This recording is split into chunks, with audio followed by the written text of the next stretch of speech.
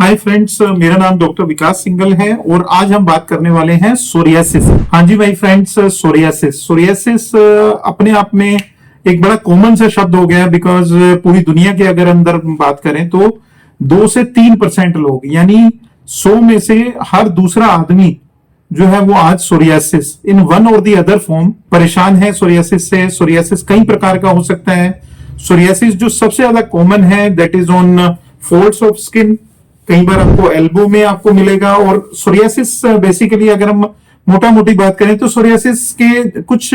Basic से लक्षण है, जैसे कि जहां कहीं भी होगा, सपोज एल्बो में है या किसी को बैक के ऊपर कोई इरप्शंस है तो वो इरप्शंस इरिथमेटस इरप्शंस हो सकते हैं, रेडिश कलर के इरप्शंस हो सकते हैं। और इसके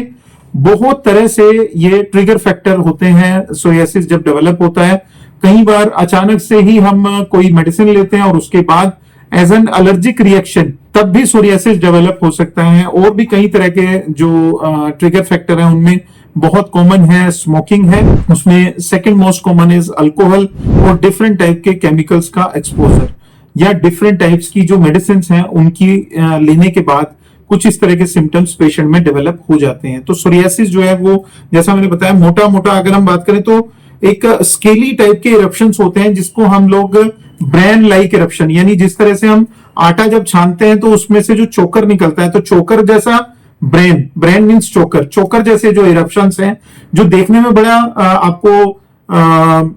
एक तरह से बड़े चमकदार से देखने में लगेंगे कि देखने में बड़े शाइनी से होते हैं, ग्लेज्ड अपीयरेंस रहती है उनकी। लेकिन जैसे ही आप स्किन पे हाथ लगाएंगे तो हाथ लगाते ही वो बहुत सारा जैसे जस्ट लाइक डैंड्रफ वो है वो झड़ जाएंगे। तो मोस्टली जो पेशेंट के वो फर्स्ट टाइम मालूम भी पड़ता है तो उसको ऐसा ही मालूम पड़ता है कि डॉक्टर साहब मेरे को ना स्कैल्प में कहीं एक जगह पे मैं देखता हूं तो ऐसे करते ही बहुत सारी पपड़ियां सी निकल जाती हैं और बहुत सारा रेशा निकलता है, चोकर जैसा ना कुछ झड़ता रहता है मेरे बालों में से या मेरी स्किन में से निकलता रहता है, अल्बो के पास से निकलता रहता है डॉक्टर, या मेरे को घुटनों के फोल्ड्स में ना पीछे बैक ऑफ द नीज में मेरे को प्रॉब्लम होती है। और यहीं से हमें मालूम पड़ता है क्लिनिकली कि पेशेंट जो है वो सोरियासिस से सफर कर रहा है। दोस्तों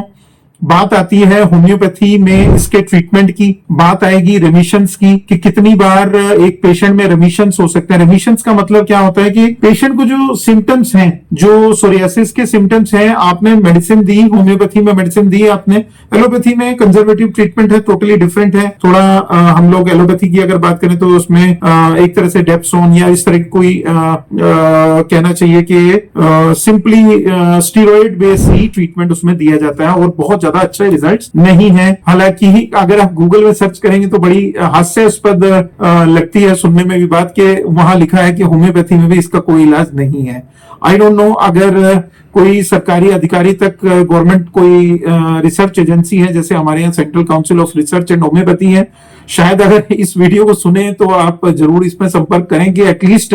गूगल में कुछ तो जानकारी दी जाए कि होम्योपैथी से सोरियासिस ठीक हो रहा है कि नहीं हो रहा है। क्योंकि एविडेंस बेस्ड मेडिसिन की जब हम बात करते हैं तो बहुत बड़ी बड़ी जो एजेंसीज हैं जो हमारे यहाँ इंडिया में हम इतने सारे मेडिकल कॉलेजेस होम्योपैथी में हम रन कर रहे हैं और सोरियासिस में बहुत advance of the advance research है। क्लिनिकल रिसर्च का जो कंट्रीब्यूशन है होम्योपैथी के प्रचार और प्रसार में वो बढ़ना चाहिए। तो लोगों को ये बताया जाए कि सोरियासिस जो है होम्योपैथी से ठीक हो सकता है, तभी तो लोग होम्योपैथी में आएंगे। अदरवाइज वो तो स्टीरॉइड का टीका लगवाने के लिए जो है वो मजबूरी है उनका और स्टीरॉइड के इंजेक्शन लगवाते रहेंगे या स्टीरॉइड की टैबलेट्स खाते रहेंगे या स्टीरॉइड बेस्ड ऑइंटमेंट्स लगाते रहेंगे अनटिल अनलेस कोई हमारी जो रिसर्च बॉडी है just like central council of research in homeopathy या नेशनल कमीशन ऑफ होम्योपैथी, इस तरह की जो बड़ी जो बॉडीज हैं वो इसके कन्वेंसिंग में, वो इसके एडवर्टीजमेंट में, बड़े बड़े डॉक्टर्स जो होम्योपैथी के बैठे हैं जिन्होंने हजारों ही केस सोरियासिस के ठीक किए हैं, वहां तक आप डायरेक्ट कॉन्टेक्ट करें। लोगों को प्रचार प्रसार करने में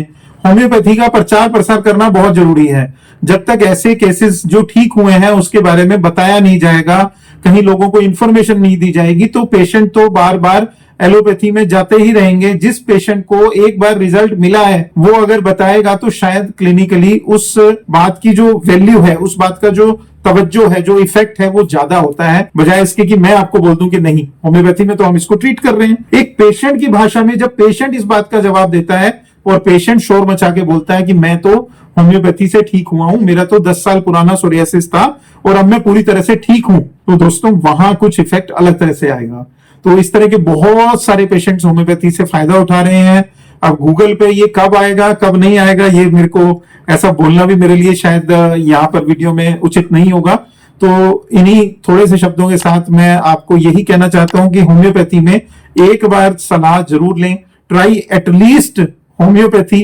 at least for once. Thank you.